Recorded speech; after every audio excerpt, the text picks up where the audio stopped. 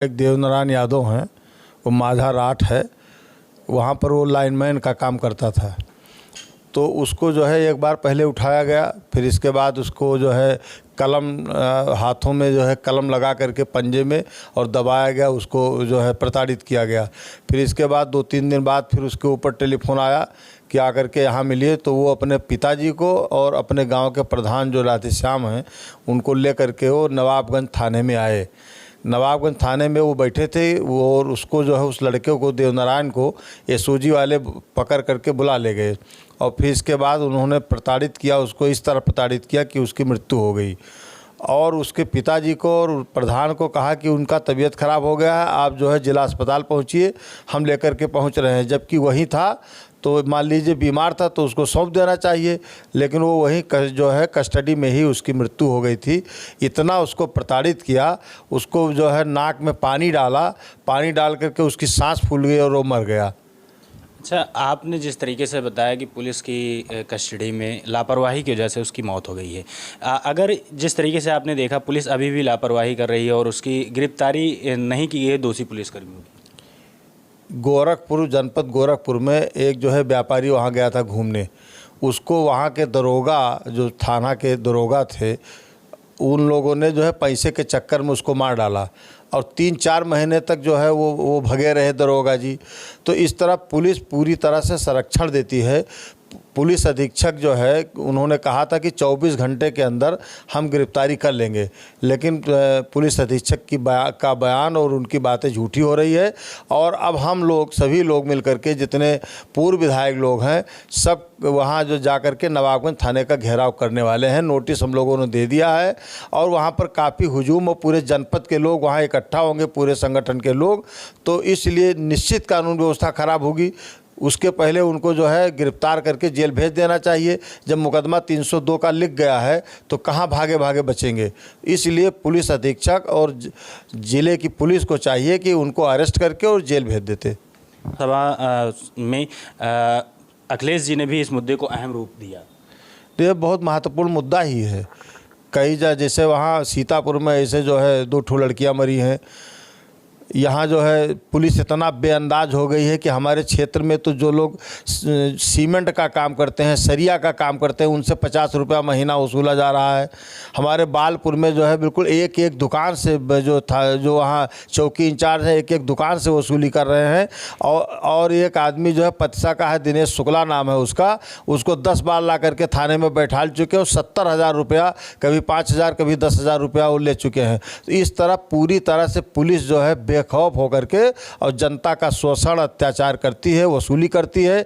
वसूली पर पैसा न देने पर उनको मारती पीटती है, नाजायज जो है मुकदमे में भेज देती है। अच्छा, आप यूपी की कानून व्यवस्था को लेके क्या कहना चाहेंगे?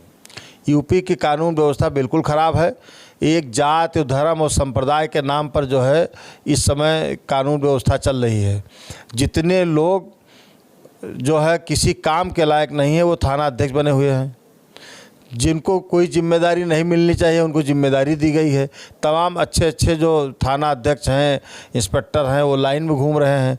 तो इसलिए कानून व्यवस्था पूरी तरह से ख़राब है और प्रदेश सरकार इसको मानने के लिए तैयार नहीं है कि कानून व्यवस्था, वो अपनी आलोचना जो है सुन नहीं सकते हैं, वो आलोचना सुनना नहीं चाहते, इसलिए कानून व्यवस्था बहुत ज़्यादा ख़राब है। कानून व्यवस्था नहीं, स्वास्थ्य बिल्कुल ख़राब है। कहीं दवाई नहीं है, कहीं बेड नहीं है, कहीं जांच नहीं हो पा रही है। पूरा स्वास्थ्य महकमा पूरा चरमरा गया है। जो विभाग जिस विभाग की तरफ देखिए उसकी हालत ख़राब है। आपके क्षेत्र का ही मामला है।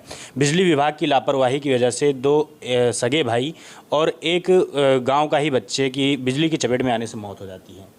तो हम तो जैसे चपेट में आए हैं उनकी मृत्यु हुई वैसे मैं पहुंच गया हूं, वहां पीएम में भी पहुंचा हूं और लगातार हम संपर्क में रहे।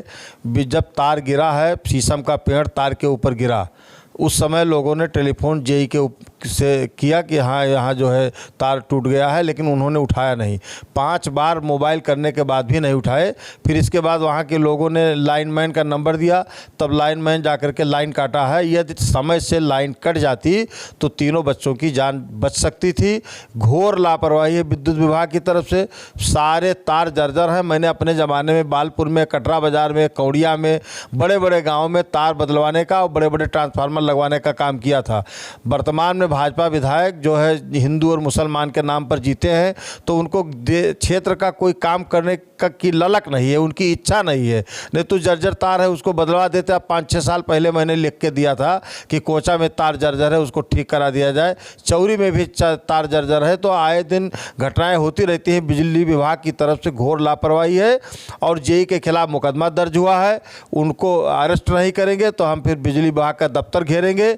उनको अभी मुआवजा नहीं मिला है, 20-20 लाख रुपया प्रत्येक बच्चों को मुआवजा देने की मैं मांग करता हूँ। ना चाहेंगे जिस गांव में दुर्घटना हुई है वहां पे सड़क की भी व्यवस्था कुछ भी नहीं दिख रही है। ऐसा है कि हमने अपने समय में जब माननीय अखिलेश यादव जी की सरकार थी तो मैंने 6 किलोमीटर की सड़क एक स्वीकृत कराई थी। जो चौरी गद्दोपुर मार्ग पर जो पुल बना हुआ है वहाँ से लेकर के और गोनवा के पास तक जो 6 किलोमीटर सड़क जानी थी। बावन सिंह जब विधायक हो गए, हमारी सरकार चली गई तो उसको रोकवा दिया। जितना पैसा था थोड़ा बहुत काम हुआ है, बहुत बाद में उसका टेंडर निरस्त करा दिया, लोगों को काम नहीं करने दिया। ये 6 किलोमीटर सड़क बन जाती तो ये आज दुर्घटना नहीं होती। चूँकि वहाँ पर आरसीसी जितने पुरवे थे, मैंने आरसीसी से जोड़ने के लिए जो उसमें प्रस्ताव कराया था, यदि आरसीसी से हर सारे पुरवे उसमें जुड़ जाते तो वो लड़का जो है पहले गया गांव की तरफ, वहाँ पीपल का पेड़ गिरा था, वहाँ पर पानी टिहनी भर पानी था, तो उधर से ना जा करके वो दूसरी तरफ गया, दूसरी तरफ ना जाता तो उसको जो है तार की चपेट में ना आता। वो घर के सामने उसके तालाब जैसा स्थिति रही, पानी भरा रहा, इसलिए उधर ना जा करके दूसरी तरफ गया। तो इसलिए बावन सिंह जो है उस सड़क को रोकवा दिए, जिसके कारण ये घटना घटी है। गोंडा में एक पुलिस कस्टडी में युवक की मौत हो जाती है। यदि आपकी सरकार होती तो आप इस पर क्या एक्शन लेते? हमारी सरकार होती तो सबसे पहले तो एसएचओ को जेल भेजा जाता और उस परिवार को 1 करोड़ रुपया मुआवजा देते। 2 काम तो होबे करता और घर में किसी व्यक्ति को नौकरी दी जाती। परिवार वालों की तरफ से मांग की जा रही है कि 50 लाख रुपए नगद और एक परिवार के किसी भी शख्स को बिजली विभाग में नौकरी दी जाए। साथ ही साथ वो कहीं ना कहीं पोस्टमार्टम रिपोर्ट जो आई है उसे मान नहीं रहे हैं और सीबीआई जांच की मांग कर रहे हैं।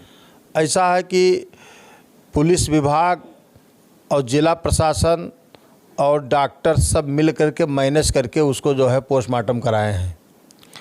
पोस्टमार्टम में जब उसका हाथ टूटा हुआ था, हाथ जो है सिकुड़ा हुआ था, एक पैर टूटा था, उसको उन्होंने नहीं दिखाया है। तो जो वो लोग मांग कर रहे हैं उसके ऊपर संदेह कर रहे हैं पोस्टमार्टम के ऊपर, तो वो सही बात है, संदेह करें, उनका संदेह गलत नहीं है। 2024 में लोकसभा चुनाव आ रहा है, आपकी पार्टी की तरफ से कैसी तैयारी की जा रही है?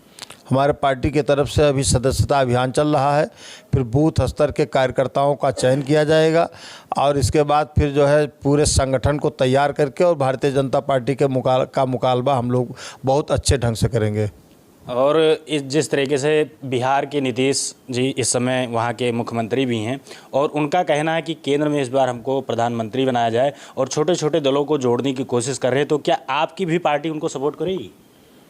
अभी तो राष्ट्रीय अध्यक्ष के ऊपर है, सपोर्ट करते हैं और विपक्ष का कोई भी चेहरा जो आएगा उसको माननीय अखिलेश यादव जी उसको सपोर्ट करेंगे।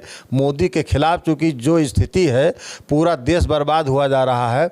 अभी जो है वहाँ से चीन के बॉर्डर से अभी जो है सेनाएं हटी हैं और पता लगा है कि मोदी जी ने कोई समझौता किया है पीओके के नाम से, और जो अपनी ज़मीन अरुणाचल प्रदेश में और वहाँ जो है गलवान घाटी के पास जो है तमाम सड़कें उन लोगों ने बना लिया है, तमाम जो है मिलिट्री की जो है के क्वार्टर बना लिए हैं, लेकिन उसको नहीं हटाया गया है।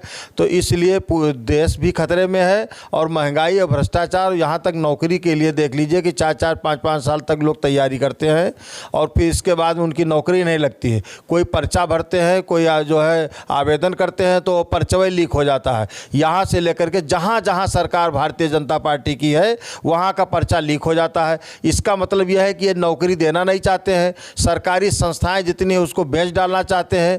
टेरर फंडिंग में पैसा लिया, प्रधानमंत्री जो है पीएम केयर फंड में पैसा वो अपना निजी फंड मानते हैं और उसी से सरकारें गिराते हैं और बनाते हैं, पीएम केयर फंड से गिराते बनाते हैं। तो इसलिए पूरा देश की संस्थाएं जितनी हैं, चाहे चुनाव आयोग हो, चाहे न्यायालय हो, चाहे जो आयोग हो, लेकिन सारे के सारे पर कब्जा जो है भारतीय जनता पार्टी का है। इसलिए देश बहुत खतरे में है, संविधान खतरे में है। अत्यंत आवश्यक है कि मोदी तत्काल हटें, किसी भी तरह से हटें, नहीं तो देश नहीं बचेगा। जिस तरीके से आपने बताया, विपक्ष का कोई भी अगर चेहरा बड़ा आता है तो आप उसको पूरा आपके पार्टी के द्वारा सपोर्ट किया जाएगा।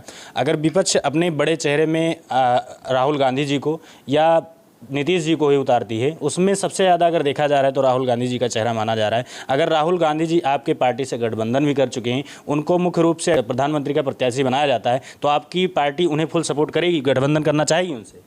मोदी जी के खिलाफ जो भी गठबंधन होगा उसका सबका सपोर्ट होगा।